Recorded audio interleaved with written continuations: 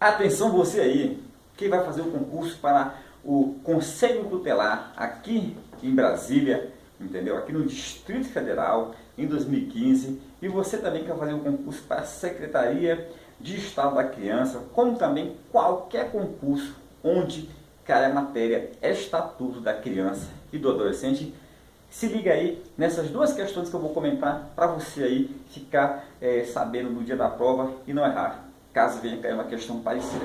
Então, essas duas questões, pessoal, elas, como eu já falei, trata-se da Lei 8.069 de 1990, é a lei que instituiu o Estatuto da Criança e do Adolescente, também conhecido com o nome de ECA, tá bom?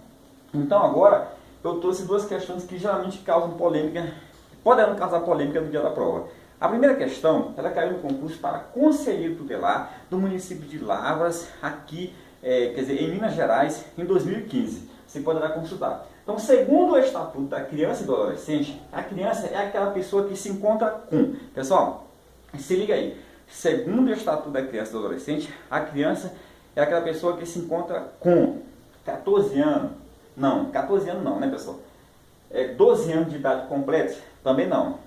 12 anos de idade incompleto? Sim. A resposta é a letra D. Agora, poxa, essa questão é muito fácil, né?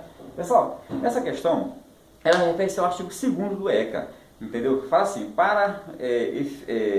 segundo esse artigo, né? Artigo 2º do ECA, fala o quê? Que criança, considera-se criança para efeitos desta lei, entendeu? A pessoa com 12 anos de idade incompletos, e adolescente, a pessoa que tem de 12 a 18 anos. O que acontece num dia de uma prova, ainda mais, como eu já vi em questões do CESP, o cara coloca assim, considera-se criança a pessoa com 11 anos de idade, 11 meses e 29 dias. Aí está errado, pessoal. Por que está errado? Porque o mês de fevereiro pode ter 28 ou 29 dias. Então, o certo é você fazer a interpretação literal do caput do artigo 2º. Criança é aquela pessoa que tem 12 anos de idade incompletos. Tá bom? Se liga aí nessa dica do professor Ronilson aí para você gabaritar essas provas aí no concurso em todo o Brasil. Então agora vamos para a segunda questão. Uma questão polêmica, tá? Que pode cair em diversos concursos. Caiu aqui no concurso para conselheiro tutelar em 2012, aqui no DF. Ronilson, qual é essa questão? A questão é essa aqui. São impedidos de servir no mesmo conselho tutelar, tá bom? Olha só, são impedidos de servir no mesmo conselho tutelar. Letra A, primos. Pessoal, olha só. A primeira coisa, eu vou fazer para você agora aqui, eu vou te citar esse dispositivo do Estatuto da Criança e do Adolescente. Lá no ECA, se você for lá no título 5 do ECA, tá bom? No artigo 140, lá no caput, fala assim, são impedidos de servir são impedidos de servir no mesmo conselho. Por que ele fala no mesmo conselho e lá no caput do artigo e não fala no mesmo conselho tutelar? É porque o título 5, entendeu? Trata dos conselhos tutelares, tá bom? Então, o que é que fala, Ronilson, no caput do artigo 140? São impedidos de servir no mesmo conselho marido e mulher, ascendente ou descendente. Olha só, ascendente ou descendente, digamos, pai e filho. São impedidos de servir no mesmo conselho, ascendente ou descendente, sogro e nora, ou sogro e genro, entendeu? São impedidos de servir no mesmo conselho, irmãos. São impedidos de servir no mesmo conselho, cunhados, durante o cunhadio. Olha só, são impedidos de servir no mesmo conselho, tio e sobrinho. São impedidos de servir no mesmo conselho, madrasto ou padrasto e enteado. Então, pessoal, a lei, entendeu? A lei que trata do Estatuto da Criança e do Adolescente foi claro no seu artigo 140 em relação aos impedimentos, ok? Então, você fazendo a leitura e releitura, você não vai errar uma questão dessa. Eu te pergunto, lá tem primos? Não, então tá fora. Tio e sobrinho. Ele botou aqui tio e filho do sobrinho. Tá errado. Sogro e nora. Essa aqui é a resposta certa. Pessoa divorciada, nada a ver. Cunhados, mesmo após, esqueci de colocar aqui, mesmo após a extinção do cunhadio, tá errado. Porque é durante o cunhadio é que tem esse impedimento. Pessoal, olha só, se liga aí, galera. Você que vai fazer aqui a prova em Brasília é para o Conselho Tutelar. Lá na Lei 5.294 de 2014, do ano passado, entendeu?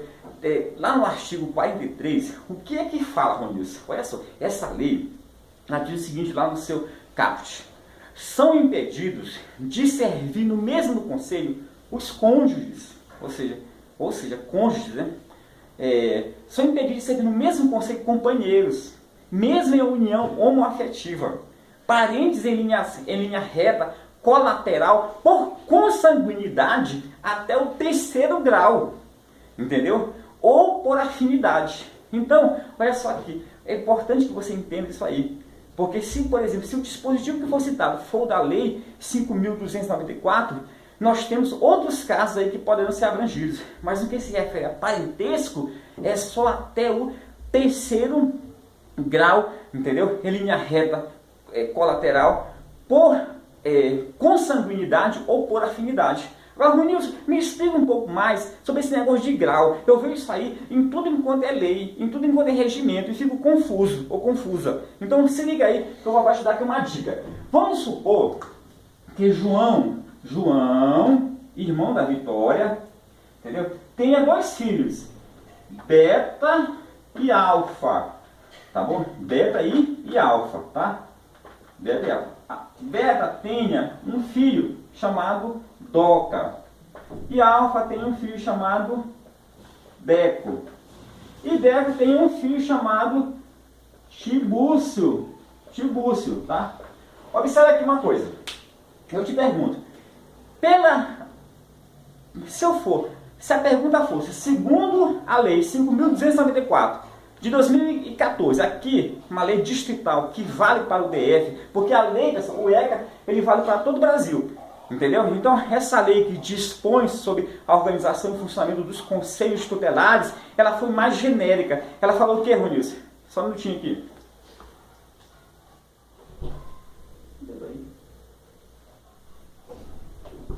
Então, peraí, o pessoal está fazendo barulho. Então, observa aqui uma coisa. Então, essa lei foi mais genérica. Ela falou o quê? Ela falou cônjuges, entendeu? Companheiros, mesmo em união homoafetiva. Então, ela abrange não só marido e mulher, conforme está na lei, porque nós sabemos já que outros casos de relações são admitidas hoje em dia pelo nosso Supremo Tribunal Federal, não é isso? Então, como ainda não está em lei, então, uma lei distrital veio amparar esses casos. Então, cônjuges, companheiros, mesmo em relação homoafetiva, entendeu? Aí ele fala em relação a grau de parentesco, entendeu? Parentes em linha reta colateral, por consanguinidade até o 3º grau ou por afinidade. Aí é que eu vou agora te explicar aqui esse negócio de grau, para você pensar assim, Ronilson, será que essa lei aqui distrital está em confronto com o ECA? Não, pessoal, não está em confronto. A lei distrital, ela abrange tudo que o ECA falou e os novos casos que estão surgindo. Então ela é mais ampla, tá bem? Então vamos lá. Olha só aqui. João tem um filho chamado Beta, uma filha chamada Beta, e um filho chamado Alfa. Beta, em relação a João, é parente do 1º grau, porque só tem uma linha para chegar até de um para o outro. Beta tem um filho chamado Doca. Olha só, de Doca para Beta eu tenho 1 grau, e de Beta para João eu tenho mais um outro grau. Então, o filho de Beta, que no caso é o quê? O avô de Doca, que é o João, é parente de 2º grau. Olha só. João também tem um filho chamado Alfa, que tem um filho chamado Deco. Então, Doca e Deco são primos. Eles têm o quê? De Doca para Deco, eu tenho quantos graus? 1, 2, 3, 4. Então, pessoal, são primos de 4º grau. Pessoal, primos, tudo que é primo é 4º grau. Não existe primo de 1º grau. Entendeu? Como o pessoal fala, ele é meu primo distante, ele é meu primo de 1º grau. Isso não existe. Primo é 4º grau. Então tá. Olha só. Deco, que é filho de Alfa, Alfa que é filho de João, o Deco possui um filho chamado Tibúrcio. E que assim, primos está fora, segundo a lei 5.294, porque é quarto grau. Lá é só ter o terceiro grau. A letra B, tio e filho e sobrinho. Está aqui. Beta é tio de Deco. E o filho de Deco é Tibúrcio. Então aqui, ó, tio e filho do sobrinho. Qual é o grau, Nilson? 1, 2, 3, 4. Quarto grau. Então também pela lei 5.294, essa questão aqui também está errada. Tá bom? Aí, pessoa divorciada, nada a ver. Cunhado após a extinção, nada a ver. Então a questão está perfeita. Ela se enquadra tanto na lei 8.069, que é o ECA, como também se enquadra na lei 5.294 de 2014, é a lei digital. Ah, pessoal, olha só, espero que eu tenha conseguido passar o meu recado para você, tá? Então, nesse momento, eu te convido aqui a assistir o nosso super aulão. Neste sábado agora, entendeu? Nós temos aulão do ECA, aulão do SINASE, aulão da lei 5.294, tanto para você que vai fazer o concurso para o Conselho Tutelar, como você que vai fazer o concurso para a Secretaria da Criança. Se liga aí, para você participar do nosso super aulão, que é eu e mais alguns professores, né? Você vai entrar em contato pelo Zap, pelo Zap 9199-0866, para reservar a tua vaga no nosso super aulão neste sábado, para você gabaritar no dia da prova. Muito obrigado.